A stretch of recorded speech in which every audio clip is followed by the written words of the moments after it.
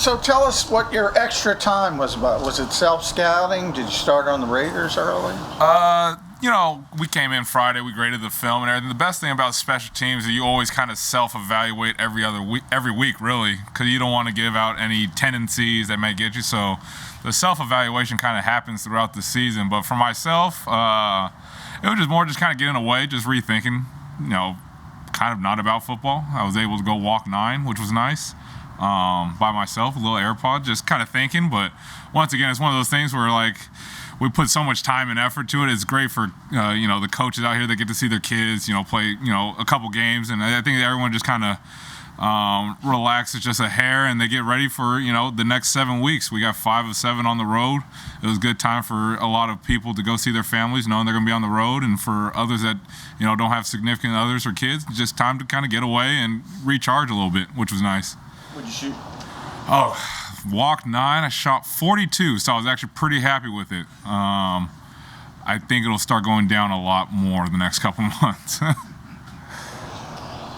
Look at the Raiders, Rich Bisaccia. Obviously, the circumstances aren't what you look for, but does it make you happy when you see a special teams coordinator get a chance to be head coach? Yeah, regardless of the special teams coordinator, D coordinator, or assistant, you get, especially with Rich, he's put so much time into coaching that profession. You love seeing guys that put in so many years and get a shot at being a head coach. And obviously, last week against Denver, they came out firing and they did a heck of a job. And, my first couple years here working with Dave Phipp, Rich was in Dallas, so getting to know him a little bit there and I have great respect for him. He's always had a really good special teams unit, and he's doing a phenomenal job this year with their special teams unit, and they have a good assistant in Byron out there. So it's always nice seeing, peers that have put in so much time get an opportunity to be a head coach. I think if you ask most people when they get in this profession what's their end goal, and that'd be a head coach at any profession, whether it's or any level, whether it's high school, college, or in the NFL. So it's awesome to see Rich, get that opportunity. A lot of times we hear that the special teams coordinators have to deal with kind of everyone, and that's the reason that he's in this position and some special teams coordinators go in that position. Do you view it the same way, that you get a chance to kind of talk to everyone on the team instead of just one side of the ball? I think that's the beauty of special teams, why we get into this profession, at least on the special teams. You get to work with everyone. I mean, you work from linemen to quarterbacks to D linemen. You get to know everyone. You get to just kind of hang out with everyone, which was awesome. Contrary to maybe if you're, a linebacker coach, you stick with, the defense. You may rarely talk to someone else on the other side of the ball. But in terms of all that, I think as a team, you try to know everyone, especially here. As Nick says, you try to connect with everyone. I think that's what he's done a great job of. But for special teams, it almost comes naturally because you have so many people you have to get ready to play, whether it's field goal block, punt return, punt. You get to work with everyone, and it's really cool to have the opportunity to work with so many different personalities and get to know so many people that you may see down the road in 3 to 4 years or something like that. What area would you like to see improve the most moving forward? In terms for us, I like to improve in everything, just to be more consistent in everything. We've had our highs in almost every aspect. We've had our lows in almost every aspect, but that's how it's going to be. If everything was on a high, everybody would be joining to be a special teams coordinator. But I think this is the whole growth process in both the return phase. We love to get Jalen going a little bit. He got a little taste of it in Carolina, and we tried to. Unfortunately, we had a penalty that kind of negated a 34-yard net.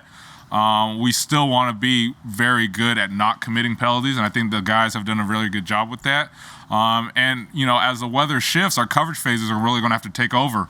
The ball is not going to travel out. There's not going to be a lot of touchbacks, but for the most part, the first 6 weeks or the first third of the season, I think I'm really proud of how the guys have been competing in the effort-wise, but, with the ebbs and flows of the season, our return game, I would like to get better and keep our coverage game, going. And, that's going to be a full effort from the players to myself to Joe P. and Tyler Brown. What happened on Jake Smith's? It's just one of those things where his plant leg was just down the field and he just pushed it right there. Nothing, operational-wise. And you ask Jake, he'd be fuming. He just missed the kick. There's nothing, to sugarcoat it. He just missed it, which we can't do, especially under 49 yards. We loved it. That's our money range right there. We got to have those. But if you asked him, he'd be pretty pissed about it. But just like everything else, the world never ended on Thursday, so we'll come back, tomorrow and get going with it. He's missed 2 kicks now in the 40s this year.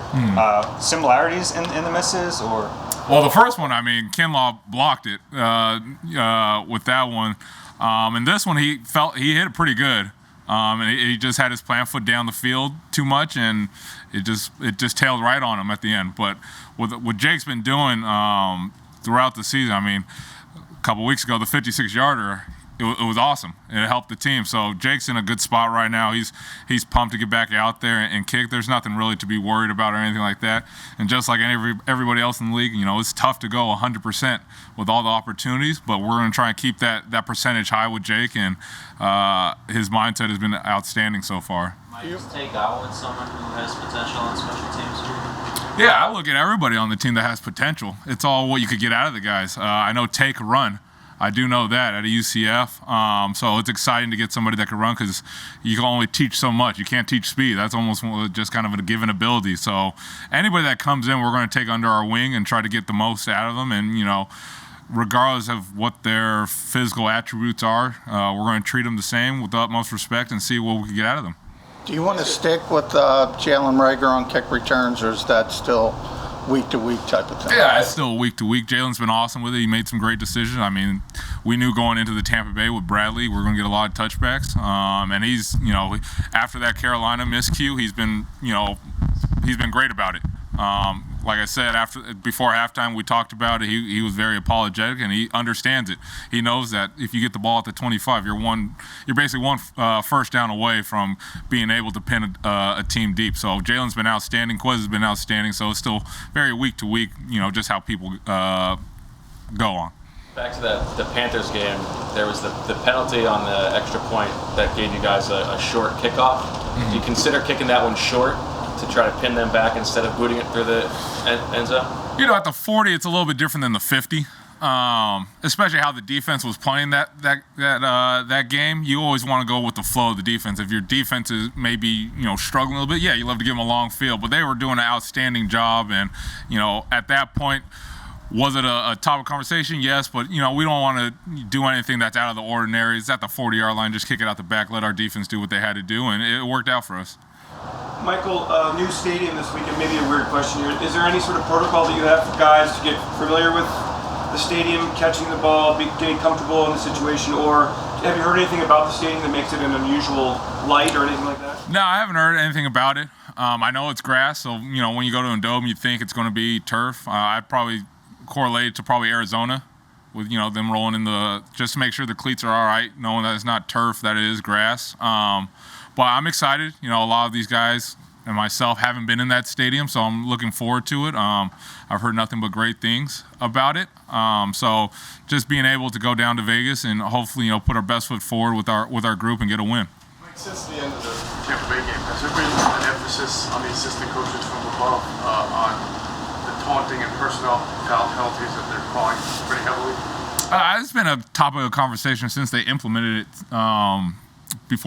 during training camp and everything like that. So it's not something that we don't talk about. And once again, it falls into the category of penalties. We just got to get better and better at not committing penalties, one to put us in bad situations or put the team in a bad situation. So there's nothing like a super high emphasis. It just falls in the categories of penalties, which we want to cut down on because it's going to help us in the long run here.